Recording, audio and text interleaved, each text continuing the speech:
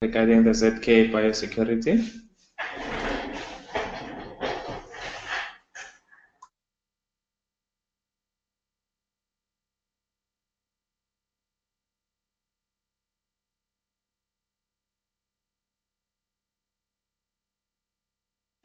Good morning, everyone. My name is Godfrey. I will be conducting today's training on ZKBiosecurity. I'm going to start with the presentation, just a basic introduction of the software.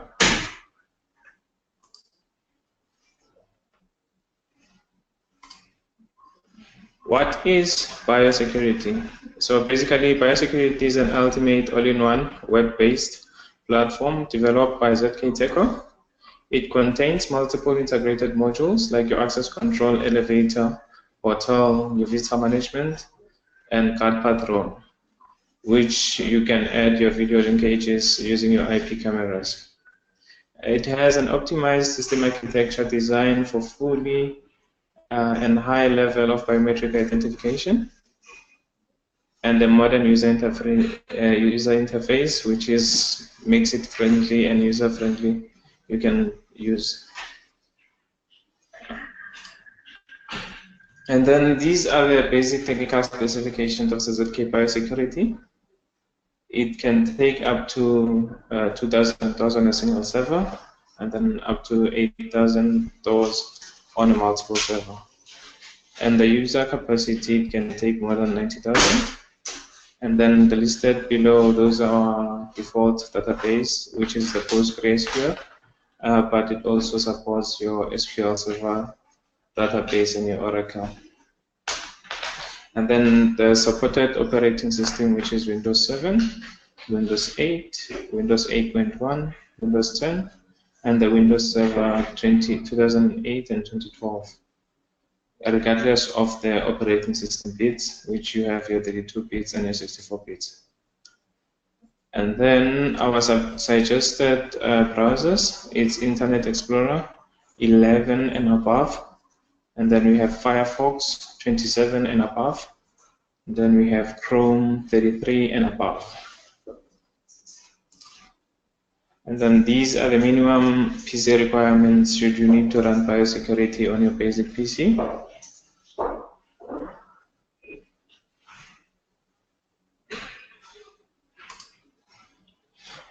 And then here are the features that you should expect on biosecurity.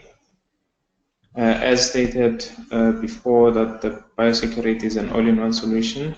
It has the modules listed. You can manage many doors. It is stable, fast, and it has a constant communication. And then it has advanced control functions like your global anti-passback and your global linkages. So basically, your global anti-passback, it means that you can create anti-passback between controllers. You can create anti-passback between controllers. And then same applies as your global interlock and then your global linkages. So basically, you'll see these features when you're going through the software itself. And then we have the video integration, which we can integrate with the third-party cameras. The companies listed below and the products we can support on biosecurity. And then biosecurity also offers an automatic data backup, so you don't have to manually back up every time. And then it has our alarms and email notifications, and our SMS is optional for in case of your emergencies when an alarm is activated, for your duress, or the door was opened unexpectedly or forcefully so. And then the software provides you with the system log monitoring, which the system log monitoring allows you to see all the logs or all the changes that were made on the software by an administrator or any other user. And then the software supports our InBio Pro access control panels. It also supports our Green Label product series. And then it supports also the card printing function, supports the badge printer, the QR code, and the barcode scanner. Then it has your elevator control modules for both online and offline monitoring. And then it has also been integrated with Acteco.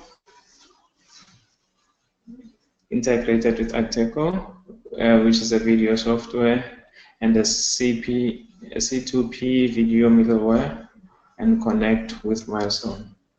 And then ZKBiosecurity also has a mobile app, so you can easily manage your doors. You can easily manage your doors from anywhere on your mobile phone.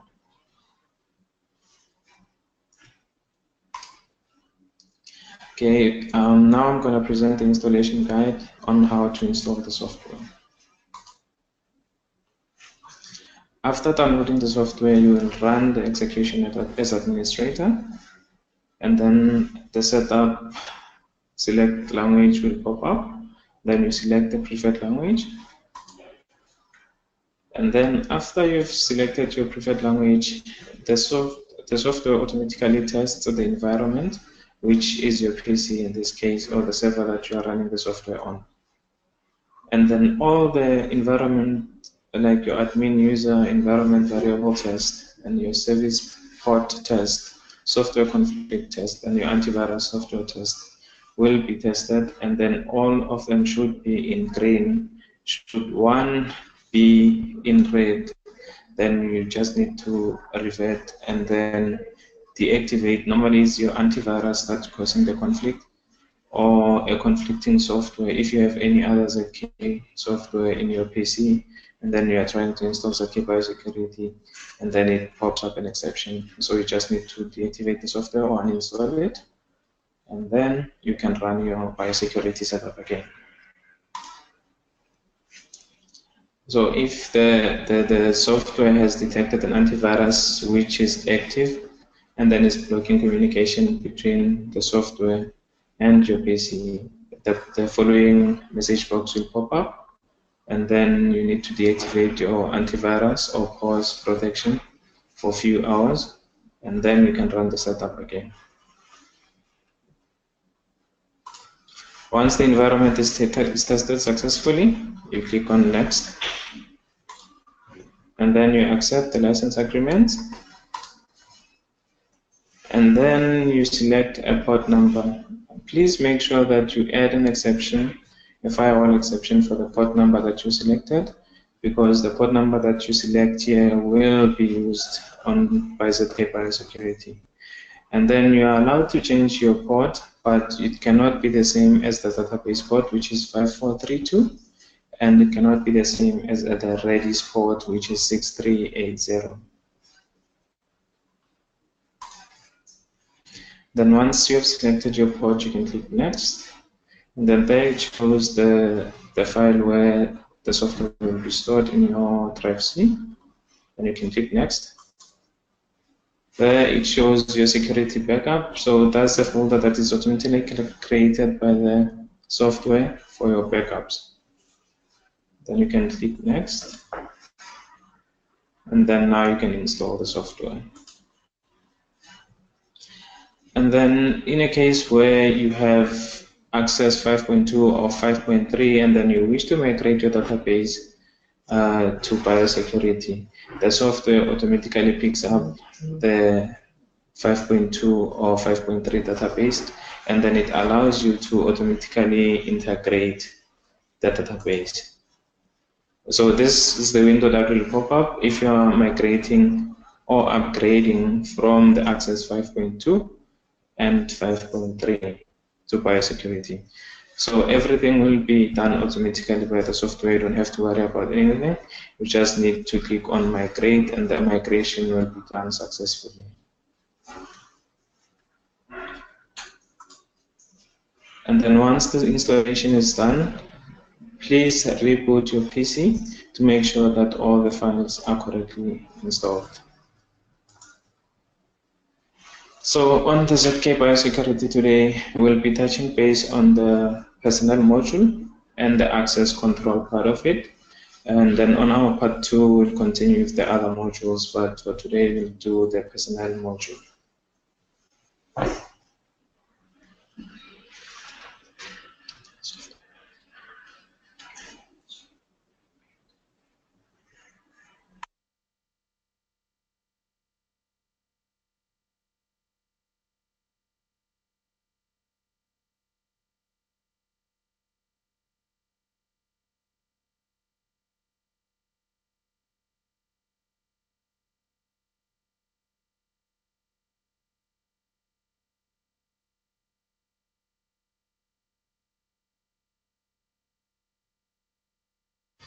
Okay, so this is our fully installed ZKBiosecurity, and then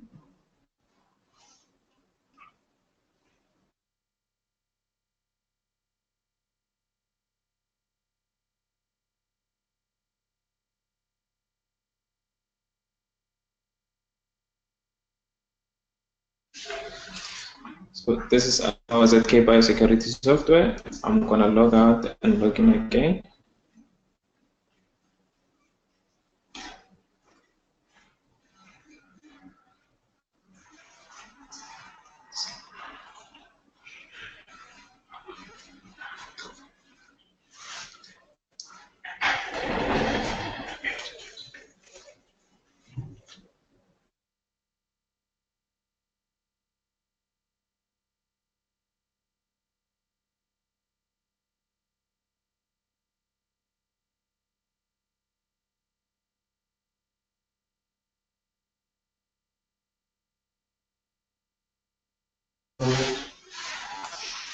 Okay, so this is our ZKBiosecurity software, and then our login details by default is admin in small letters.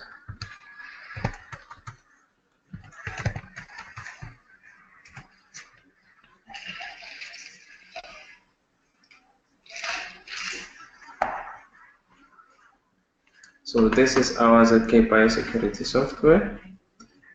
Today we'll be doing the personnel tab and the access tab.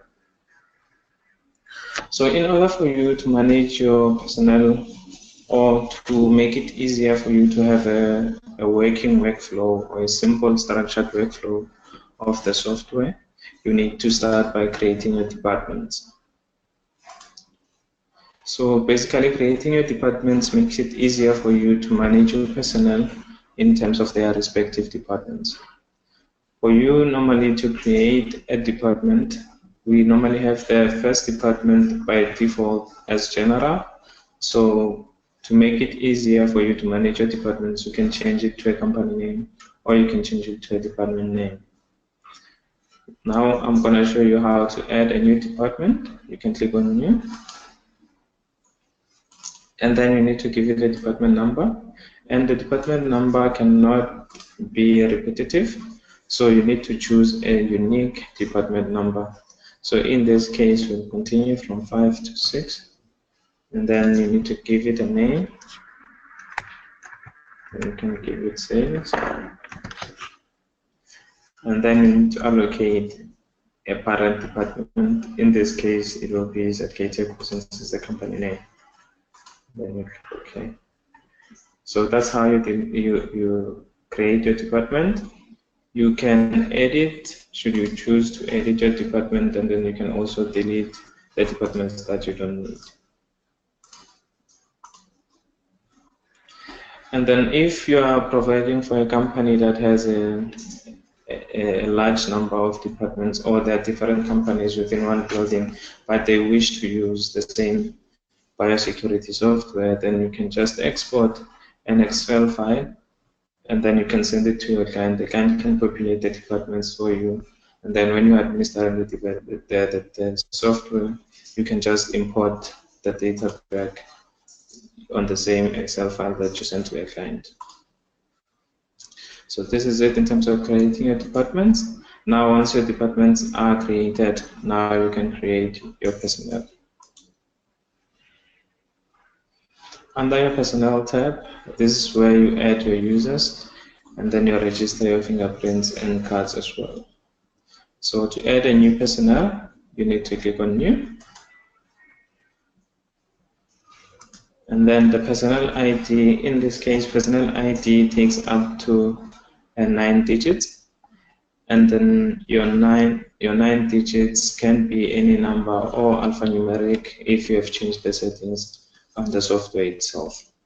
So in this case, we're going to allocate a personnel ID, and then we select a department, and then we give the name, and then you can populate all the other fields, select the gender, And then the password that you input here is the password that the user is going to use to gain access into the building. Should you have a device that has a keypad, so you can just allocate a password, and then you can populate all the other information.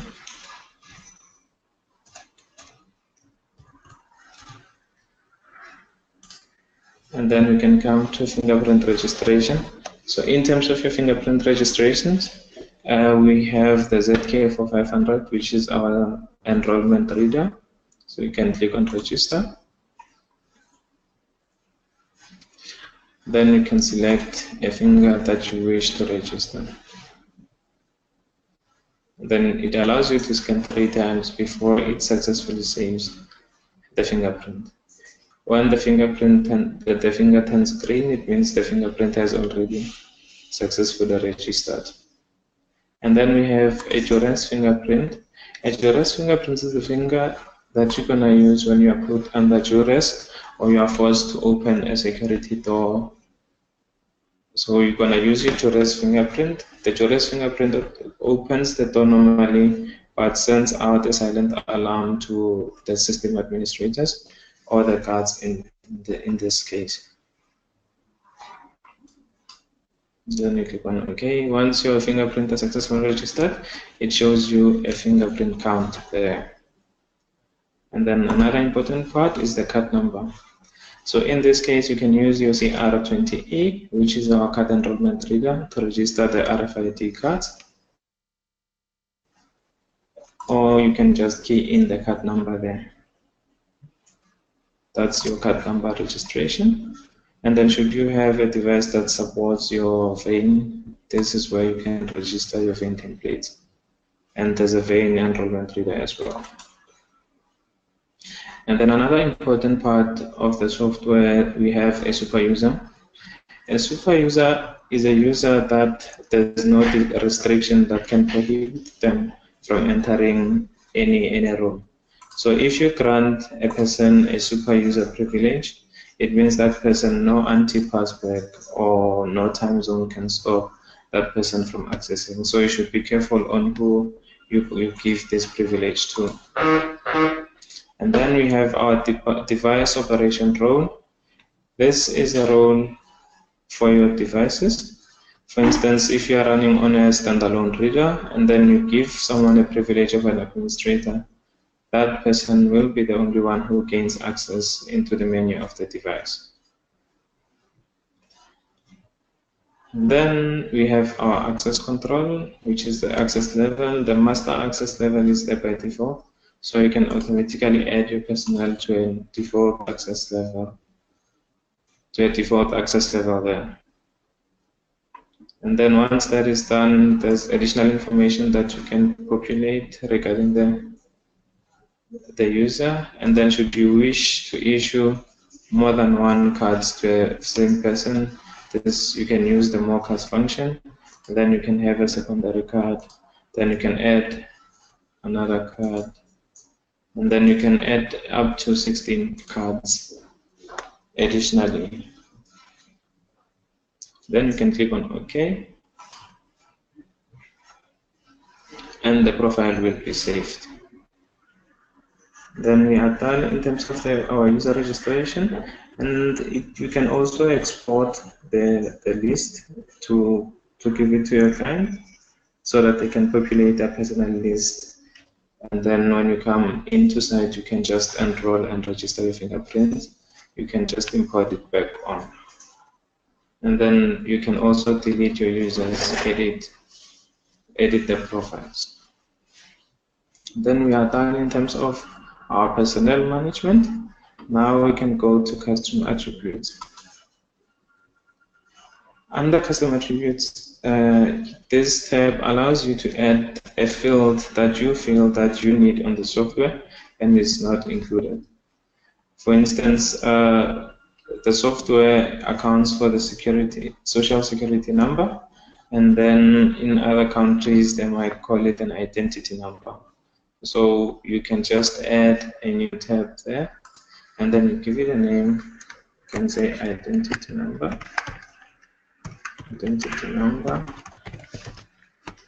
and then you select what type of an input it should be.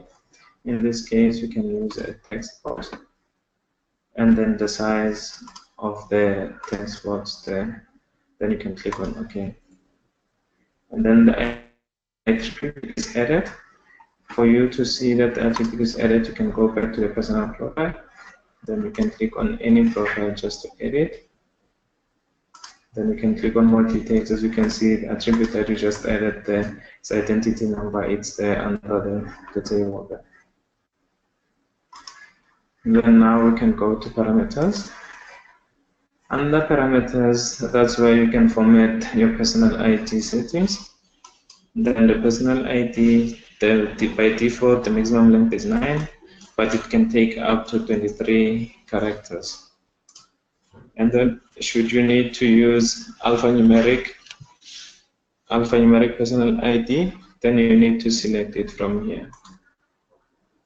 Support letters, and then you select yes. It means your personal ID can support alphanumeric.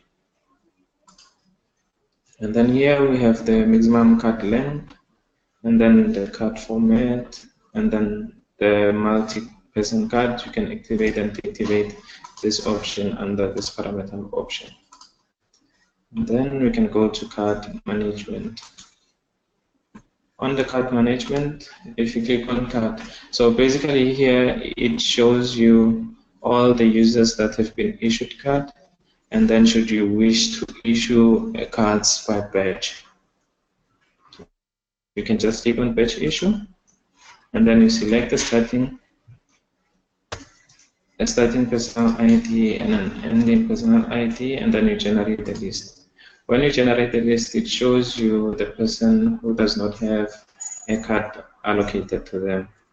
And then in this way, you can issue them by batch. So everyone who is not yet issued a card will appear under this list. And then you can choose which enrollment reader you're going to use. Are you going to use the device that you have in place, or you're going to use the USB enrollment reader. Then once you've selected your card enrollment method, you put your cursor under the card number, and then you start scanning your card. Once the card is scanned, the user automatically moves to the right-hand side under the issued cards.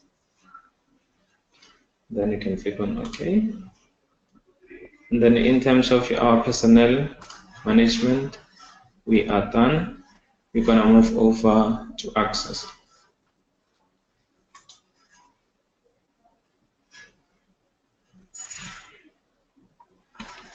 Okay, this is our access tab. We're going to start by device management. Under this device menu option, it allows you to add your devices onto the software. I have already added the ZKBio 260 Pro. I'm going to delete the device and then re-edit again. Okay, in order for you to add your device, you need to search.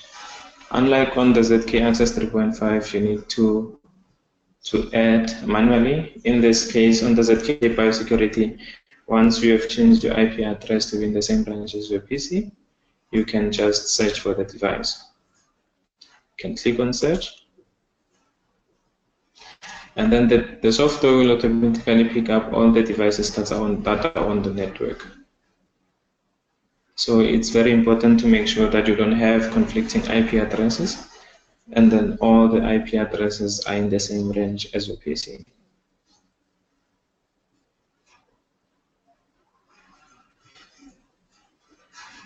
There we did pick up an ZKBio, then you can click on add. Another important part in terms of adding your device onto biosecurity is this new server address. The new server address, which is an IP address of the server or a PC that's hosting biosecurity. So every time you're adding a device onto biosecurity, you should have the IP address of the host PC, and then the new server port, which is 8080. This is the port number that you have chosen, or when you're installing the device and the software. The same port is the same as the port number that's there. And then once you have allocated the server address and the server port, should you need to have a communication password, you can enter it there. And then you can choose to add the device on the access level. Then you can select this is a master access level, which is an access level by default. Then you can clear data when adding. Remember, clearing data when adding will delete everything that's on the reader. So you need to be sure when selecting this option that indeed you need to clear the data that's on the software. I mean on the reader rather. And then you click OK. The operation is succeeded, the device will restart. You click on OK, and then you can close. Wait for the device to restart, and then you refresh the page.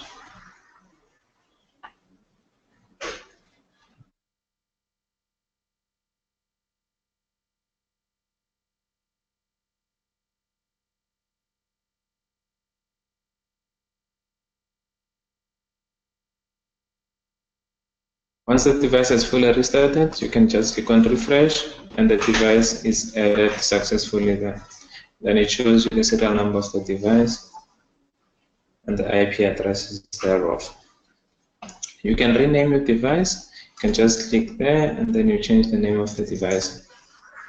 You can give it any name, but it's preferably let's say, for instance, this reader will be used for a door in reception, so you can just give it a name and say reception there.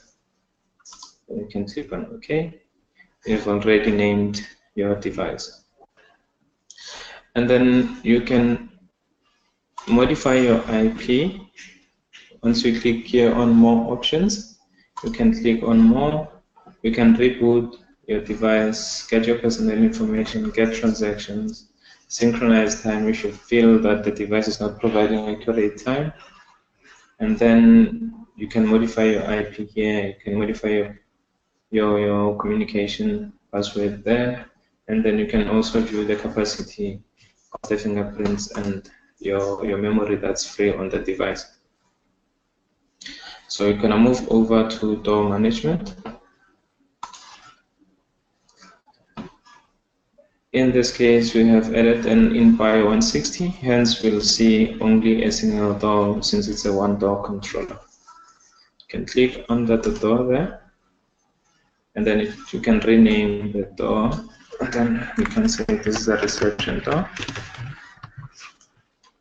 And then another important part in terms of the door management here is the verification mode. Here we have the different types of verification mode. Depending on the reader that you have, whether it has if it has a keypad and the card reader, then you can select password or card. And then if it has you are using your F12s, which supports RFID cards and fingerprints, you can go for an option for card or fingerprint. And then another important part that I need to stress out is that the card and the fingerprint. So each verification mode that has an end, it means you have more than one verification mode. So basically, if you have chosen a card and fingerprint verification mode, it means before you can gain access into the door, you need to use both your card and your fingerprint for you to gain access onto the door. Okay, so these are our verification modes. And then we have the lock open duration. So the lock open duration is the time it will take for a Mac lock to close. And then we have the time zones there. So you can allocate the time zone to that specific door. And then I'm gonna skip over to our duress password. A duress password is the password that you can use when you're under duress. It works the same as your duress fingerprint. And then we have an emergency password. Emergency password and duress password, they are both different.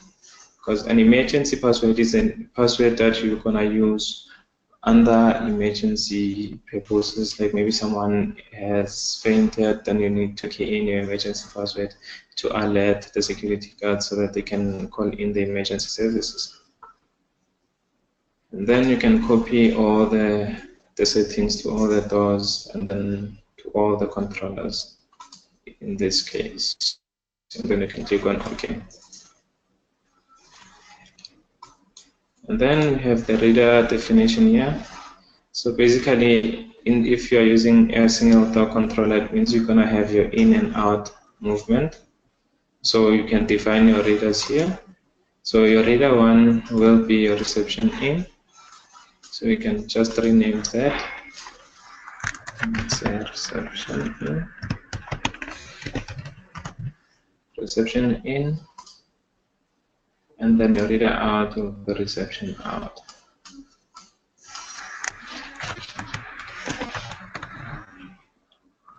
Then you can click on OK.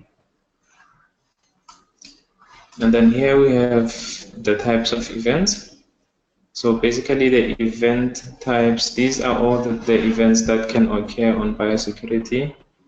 The green ones are your normal events, and then the orange ones are your exceptions, and then the red ones are the alarms. So all these are the events that you'll see under real-time monitoring on biosecurity.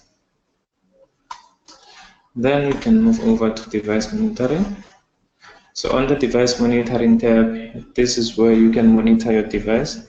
If your device is offline and online, if it's offline, the device there will change to be red. The color will be in red, which will show you that the device is offline. And then you have also the command list count there. Your command list should always be 0. Should your command list be more than 1, it means there's something wrong with your device. Then you just need to clear the commands and then make sure that the device is connected successfully. Then we can move over to access control. Then we have time zones. So basically this is where you create your time zones. Time zones meaning that you can create times, the valid times for your users to access the building. For instance, if you have working hours from 8 o'clock to 5 o'clock, you can create a time zone for that specific working time so that no one can gain access before 8 o'clock in the morning, and then no one can gain access after 5 in the afternoon. So you can click on this. I've already created the time zone. You're going to select your start time and your end time. So once you've created your start time and your end time, no one will gain access before 8, and then no one will gain access after 5. And then you can copy the settings to all the weekdays. Then should it continue to Saturday and Sunday, you need to manually change it for Saturday and Sunday respectively. You can click on OK. Your access level, your time zone is created rather, and then we have holidays. Under holidays, this tab allows you to create all the holidays that are there or that are recognized by a specific country, since we have all our different holidays in our different countries. In this case, I've made an example of New Year's Day. So first things first, you give it a name, which is the New Year's, and then we have 3 holiday types. We have holiday type 1, 2, and 3, and then each holiday type can take up to 32 holidays.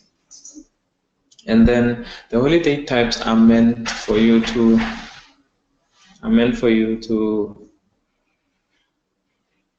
sort your holidays. For instance, you have recurring holidays and non-recurring holidays, and then you have internal holidays which are created by the company.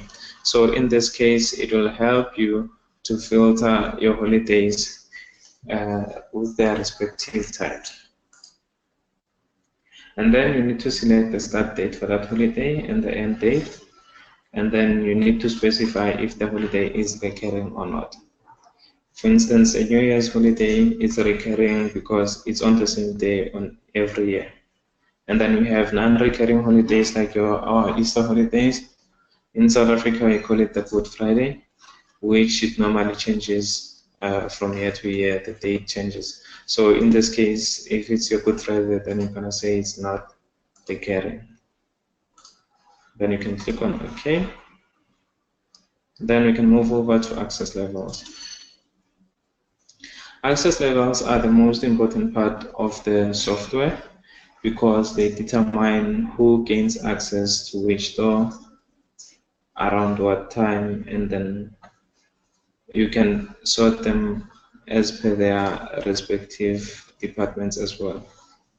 So in this case, the master access level is the 24 hours accessible, and then this is the normal hours, which is only accessible between 8 to 5.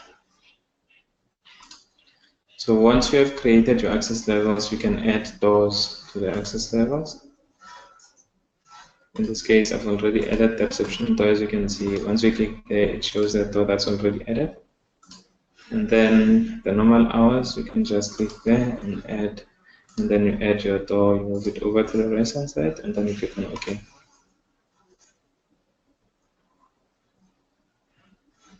And you close.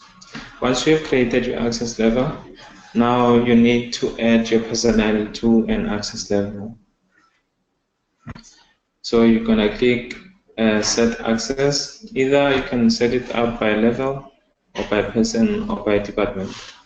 So you can give an access level to a whole department, or you can personalize it to give it to individuals. Then in this case, access by level, we can allocate an access level to Gilva, and then we can give him the normal hours access. And then we can click on OK. And then the nice thing about the ZKBiosecurity is that after you've made any change, it synchronizes the data automatically. So you don't have to synchronize your data from time to time. So once we have added everyone to the access level, we can go to real-time monitoring and see if your transactions are gonna go through.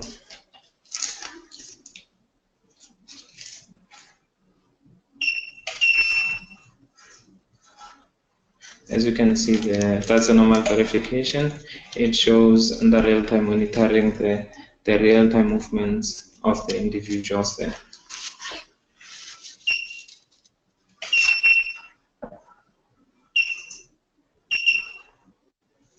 As you can see, if the fingerprint is not registered, it will show you the unregistered personnel as an exception sign, and then the normal verification is green because it's a normal event. Okay, we can move over to interlock. So basically, interlock is a rule that prohibits you quick movement. For instance, for interlock to be successfully activated, you need a more than one door controller. And then interlock works in this way: you cannot access the next door until the door behind you is closed.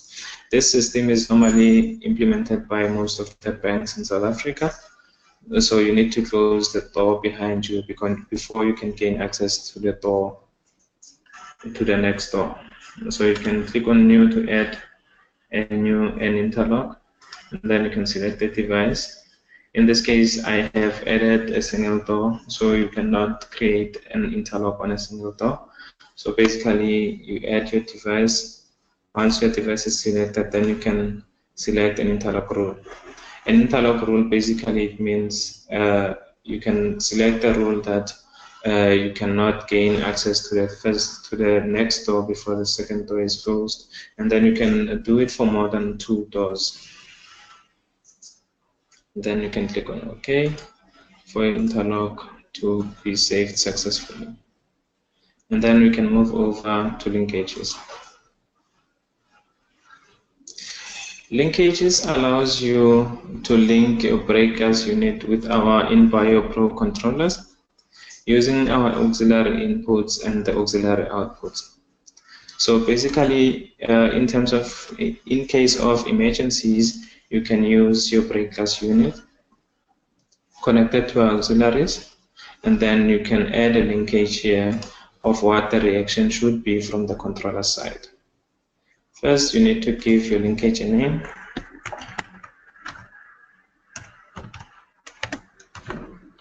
And then you select the device.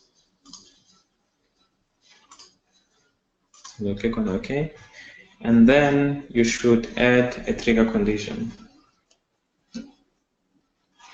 A trigger condition is what will trigger the linkage. In this case, if you're using our controller, which is the InBioPro, we have an auxiliary input, so you can connect your break-glass unit under auxiliary inputs. So you can scroll down, and then these are auxiliary inputs. And then if our auxiliary input is shorted, and then you can select that's your trigger condition. And then the input point, which is the reception or the device, it has your auxiliary input 1. If you have 2-door control, it will have input 1 and 2. If it's a 4-door, it will have 4 inputs. And then you can select on any there, and then now you have your output point. Your output point, these are all your doors that you need the output to happen on. So you select your door, and then should you have a siren, you'll be connected to your auxiliary output on the controller, and then you can select there, so that once the auxiliary input is shorted, the siren will also go off. And then there you have your action type. Your action type, you can select if it's a break-glass unit, and in case of fire, once the break-glass unit is activated, what you need the door or the maglock to do. So in this case, you need it to be open. So once the auxiliary input is shorted, the maglock will release. So once you have selected your action type, you also have the video linkage. The video linkage, you can link your IP cameras to ZKBiosecurity, and then you can bind the cameras to your break-glass unit. Once the break-glass unit is activated, you can select that you need a pop-up video of 10 seconds, and then you need also to capture a video of 30 seconds long, and then you need a snapshot as well. And then should you need it to display under real-time monitoring in POP, it will pop up for 10 seconds. And then we can go to email notification. Then an email notification, once your auxiliary is shorted, the software, if you have set up your emails, the software will automatically send out an email. We do have an option for an SMS, but this requires a customization of the software. So this is basically how you create your linkage, and then your actions and reactions, and then you can save. Now we move over to anti-passback.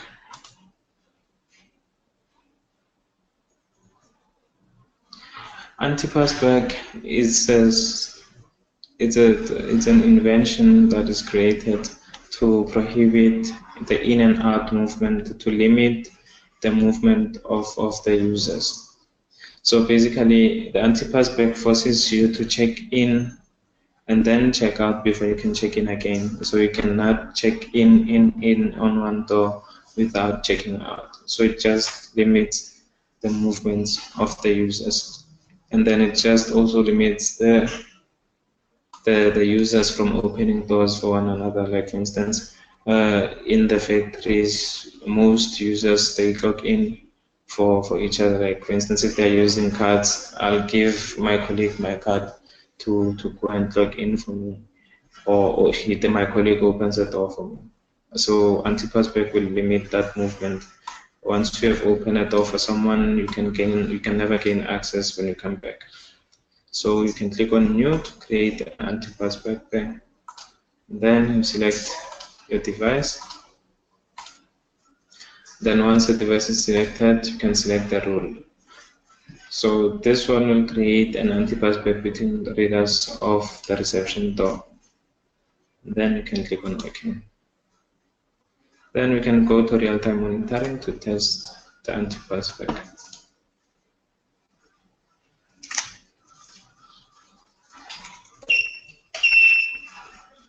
As you can see there, under your reception is under the reader name there it says reception in.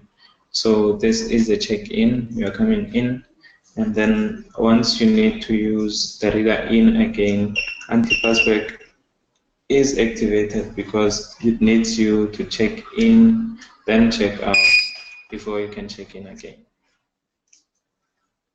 So that's how antivirus spec works. And then we can go to the first person normal open. So the first person normal open is the first person who normally opens the door. So if you allocate this function to someone, it means that person should be the first person in the building to open the building before anyone else can gain access.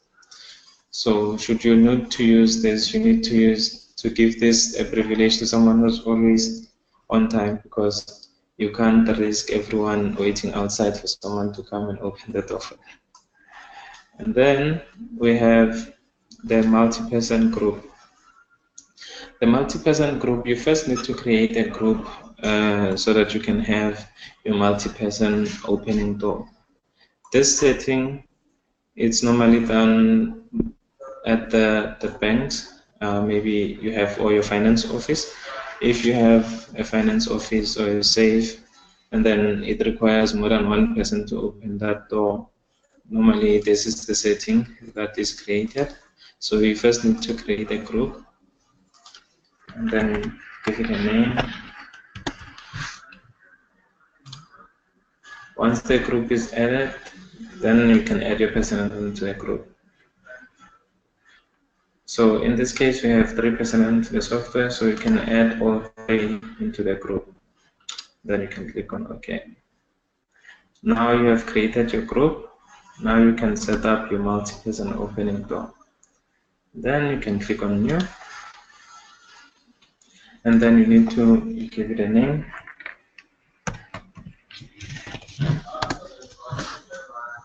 And then you select the group that you've created. And then here you select the number of opening. The number of opening, basically, I've created a group of 3, but in this case, you can select 2. If you're selecting 2, it means any 2 of the 3 guys can open the door. But if you select 3, it means all 3 of the guys on the group must be present before the door is open. So if it's on 2, it means any 2 can open. Then you can click on OK. Okay, let's give it a name, device first. Okay, then click on OK. Then click on OK there. Our multi-person opening is activated. We can test on the real-time monitoring there.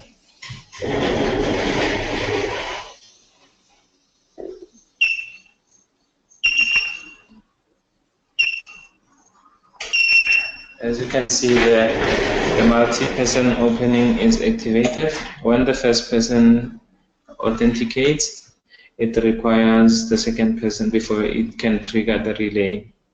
So that's your multi-person opening function there.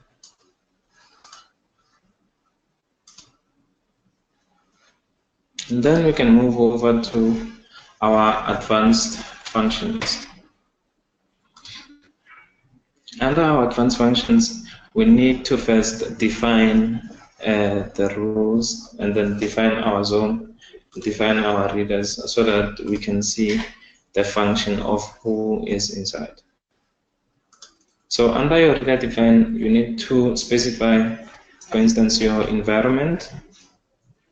For instance, each building you have your entry door. So the entry door will move from outside maybe to reception, and then you have other offices which have doors. So for you, you need to create your zones in this case. And then let's create a new zone here. You can give it a name, a code first, and then the code needs to be unique as well. So in this case, we'll give it code 5. and then we'll give it save. And then we say OK. And then under your reader define, you need to define your reader. For instance, we have our reception in. Our reception in reader, you need to define it that it goes from where? It goes from outside, and then it goes into reception. So this is basically how you define your readers. And then you can click new, and then your reception out, it moves from reception and then it's going outside. So you can do all these for the different devices that you have added onto your software for your in and out movement. And then you can click on OK. Once you have defined your readers there, it makes it easier for the software to determine who's inside. As you can see in this case, it shows the last known possession of the users. So it will show you your departments there. And then when you click there, it shows that there are 2 people in reception, and then 0 in reception, 0 in support, and 0 in sales. So that's how the who's inside function. You first need to create your zones and then define your reader so that the who's inside function can be accurate. And then we have our global anti-passback. Our global anti-passback is the same as the anti-passback under access control, but this one it allows you to create anti-passback between controllers. So you can create anti-passback between the readers of different controllers. We can just quickly create one. So basically you need to give it a name. Okay, and then you select the zone. And then for this to be successful, you first need to activate your background verification. Once we have set it up there, we have the timed anti-passback and then the timed logic anti-passback. So basically, a logical anti-passback is our normal anti-passback, and then the timed anti-passback is an anti-passback that will lapse after a few minutes that we have set. For instance, if it's a timed anti-passback and then the local duration is 10 minutes, so it means once anti-passback is activated, after 10 minutes, it will reset and then you gain access again. So this is our global anti-passback. For it to be successful, you need to go to device, and then you select the device there, and then you activate your background verification. It's your background verification, so you need to enable your background verification so that it can be able to detect your global settings.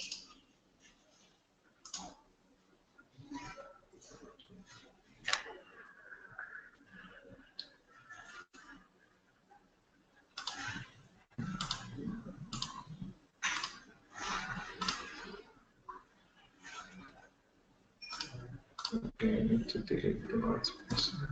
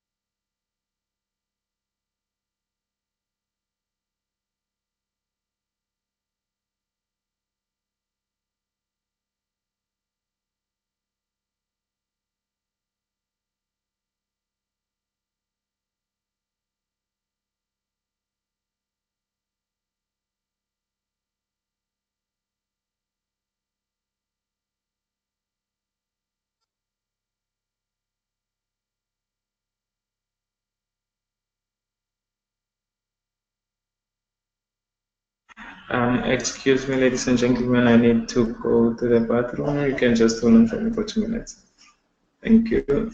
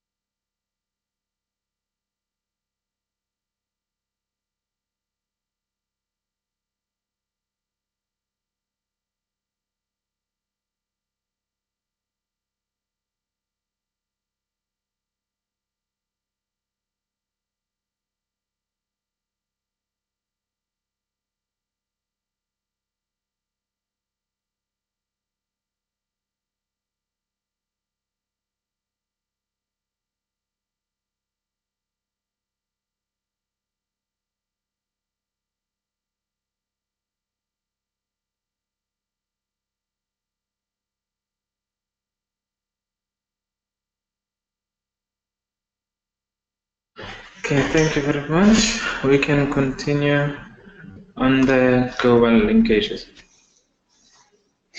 So the global linkage, you can create your linkage so that when your linkage is activated or a condition is activated, it can activate or release the MAC logs of all the controllers that are added on the software.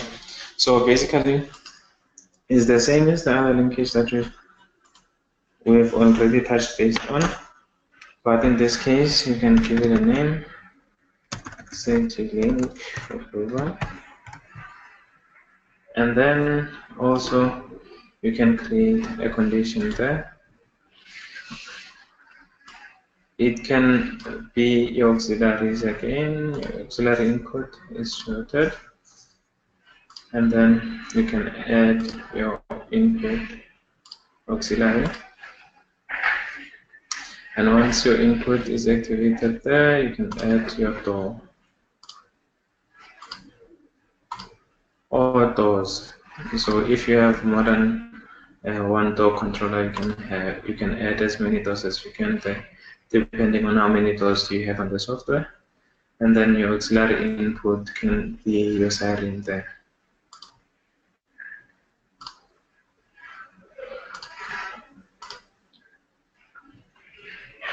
And then you choose the action type, and then you have a timed delay, which it will open it will open the door for 20 seconds, and then if it's normally open, it will open it until the linkage is reset. So you can just keep it normally open, and then you can also do the video linkages there, the pop-up, the capture, and the video recording there.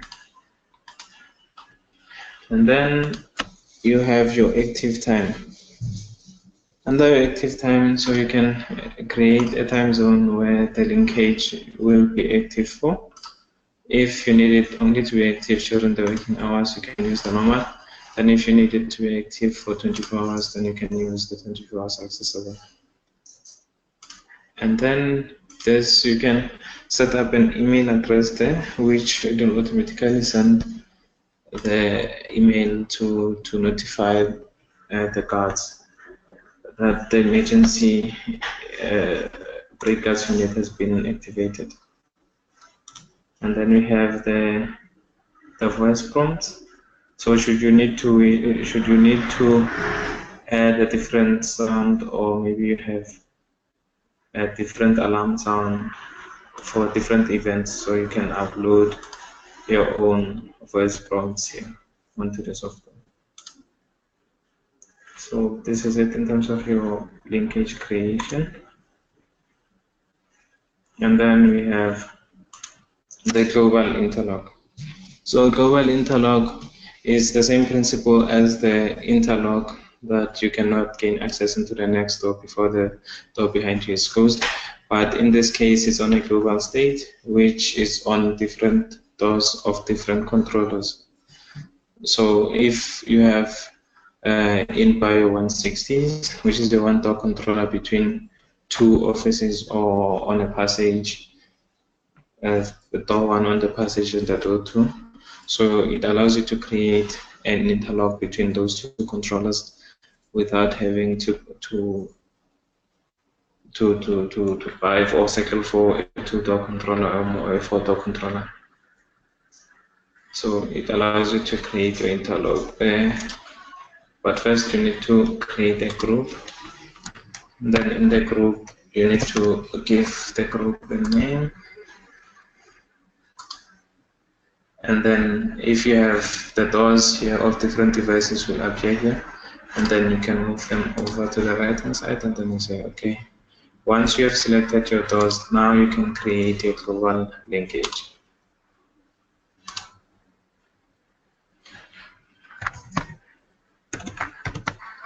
So link. Okay. Now you can add your group of doors onto that linkage. So that's how you create your global linkage. And then we can move over to the reports. So these are the type of reports that we have onto the software. We have all transactions. Under all transactions, it shows all the transactions, which is your normal events and then your exception events. As you can see, anti-passback is an exception, it appears there. And then should you need events of just today, you can just click on events of today. It will show you the events of the day. And then your last known position there, it shows the last known position of the users there. And then for all the exceptions, you can click on all exception events. And then here is the access by door. So it's basically who has access to which door. And then the access by personnel is the same as access by door, but it's vice versa. And then you can export your reports. You can select the time from, and the time to, for instance, from yesterday up to today. And then should you need it for a specific personnel, then you can key in their personnel ID there.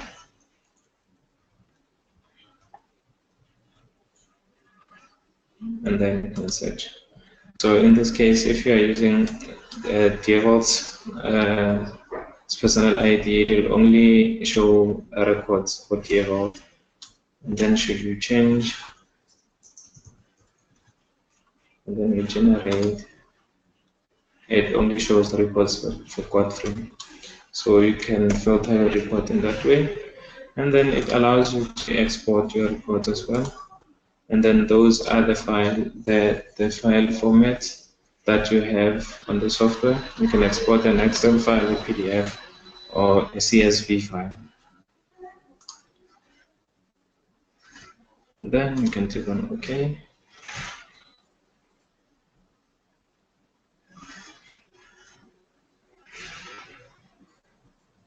Now, as you can see there, the report is successfully exported.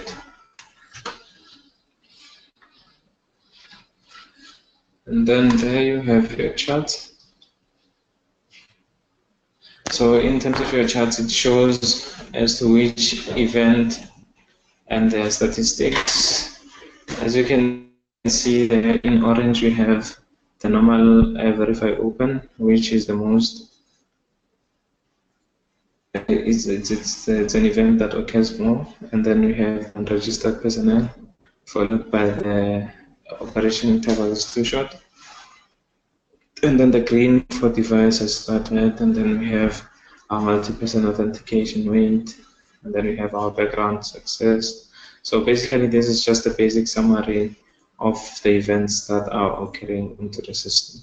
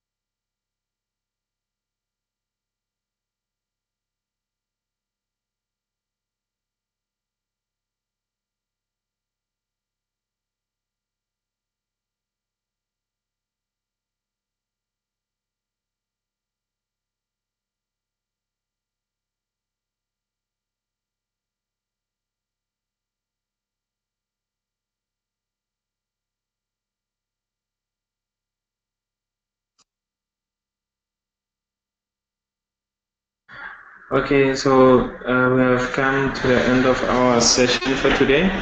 So if you have any questions, you can send them on the chat there, or you can send the questions directly to me by email under the email address, or you can call in on the number on screen there.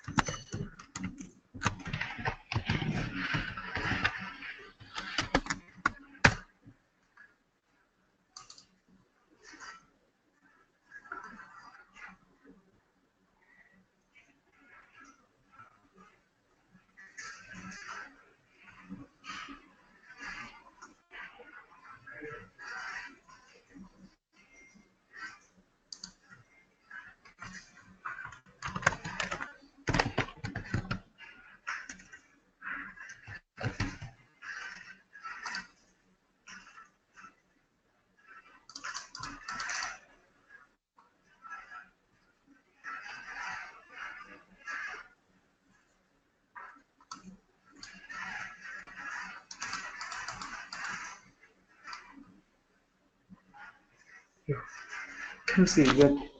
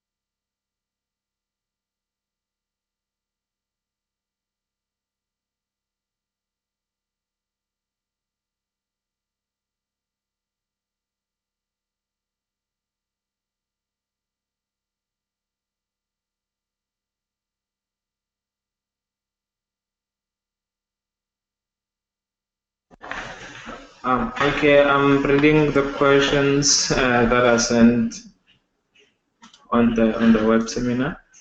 And then I have a question from Michael. He's asking if the software can work with the F12, F17, or F18.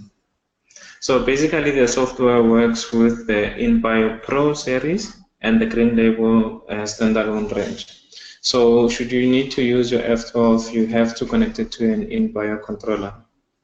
And then the F17, only the full version of the F17 can connect on the biosecurity software, and the F18 cannot work on the ZKBiosecurity.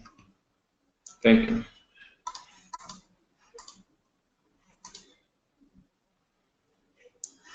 Hi, Koketo.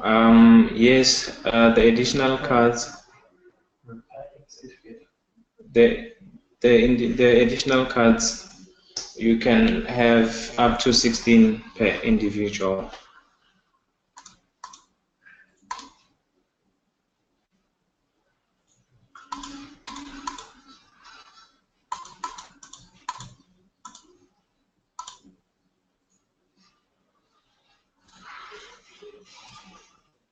Hi, Melusi. You can send in your questions on the email address listed below. That's support@zkteco.co.za. And then please note that Grover's email address, please send in requests regarding today's training only.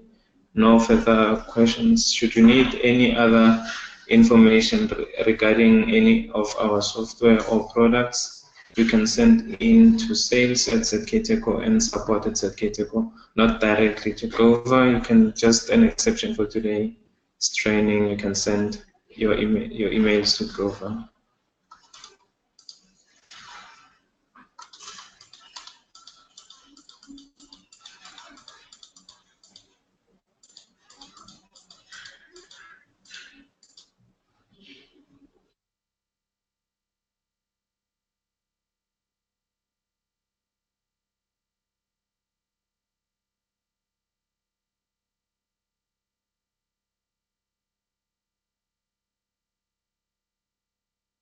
And then I got another question from Michael. He's asking if he can use all the in-bio controller range on the ZKBiosecurity.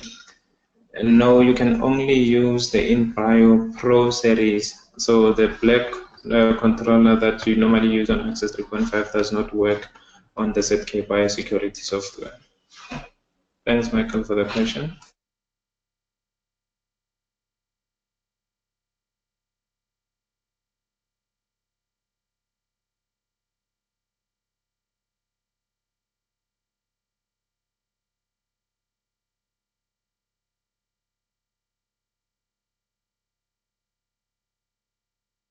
Hi, George. I see your question that is there license fee for the license for the software? Yes, the software is licensed per door. And then for all the pricing or any other questions relating to the software in terms of the prices, you can contact our sales team on sales@zkteco.co.za. Thank you, George.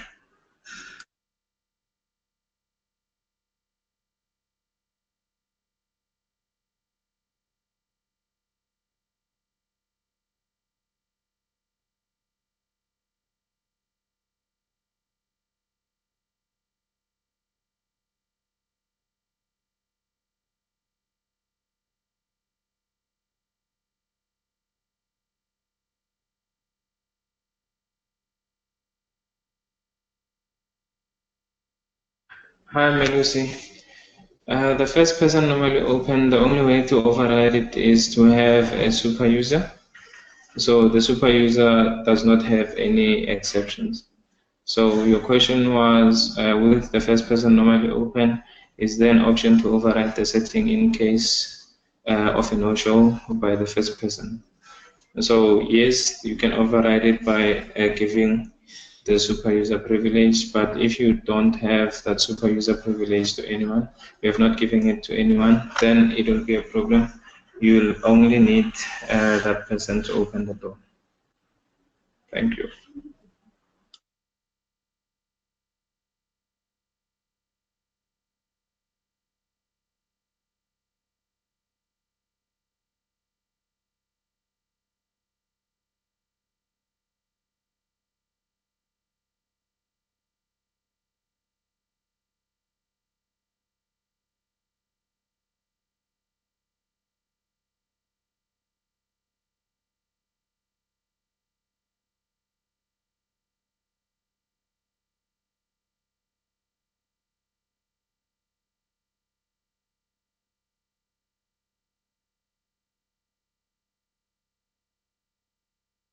Hi, George. Your question is it possible for me to download and reply this and replay this session for myself? Yes, the video will be loaded on YouTube and then on our website as well. Thank you.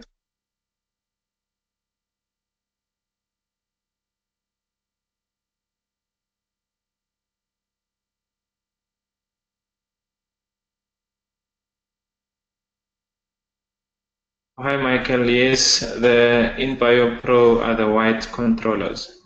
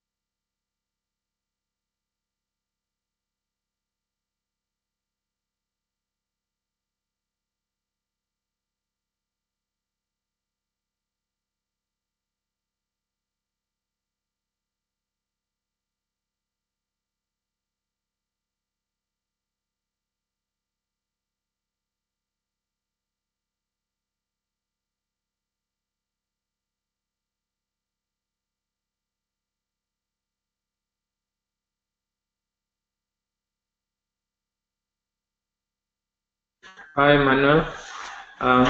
Your question here, it says, could you kindly show us how to back up the whole config in case of the system crashes, the data recovery procedure? Okay, the ZKBiosecurity does an automatic backup, but you can do your manual backup. Let me just quickly go to the system, and then you go to database management. And then you have your backup immediately, and then you have your backup schedule. So here you can select your schedule on how frequent can your database be backed up automatically. So you have after each and every day, then you can do a backup after 3 days, after 7 days, and after 30 days. So, and then you can select what time should it start the backup. So once you have selected the frequency of your backup, after each and every, depending on your selection here, that the backup will be processed automatically. And then should you do manual, you need to do manual backups, then you can do it from here.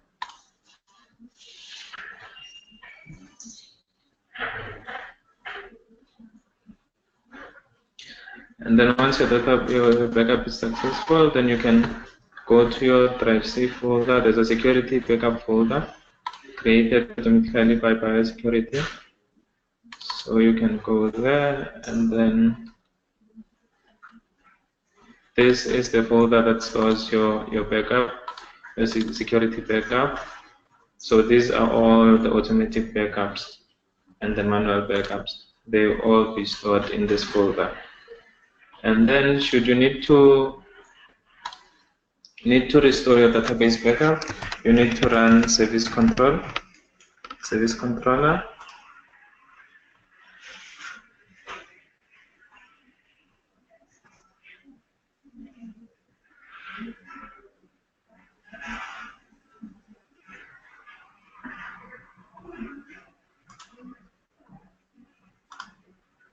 To wait for your service controller to run so that you can restore your database using the service controller.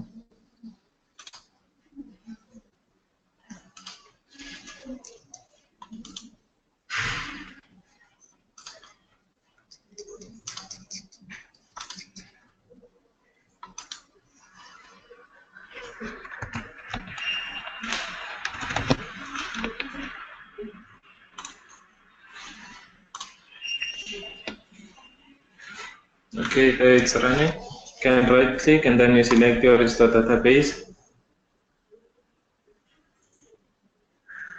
And then it allows you to browse for your database file there.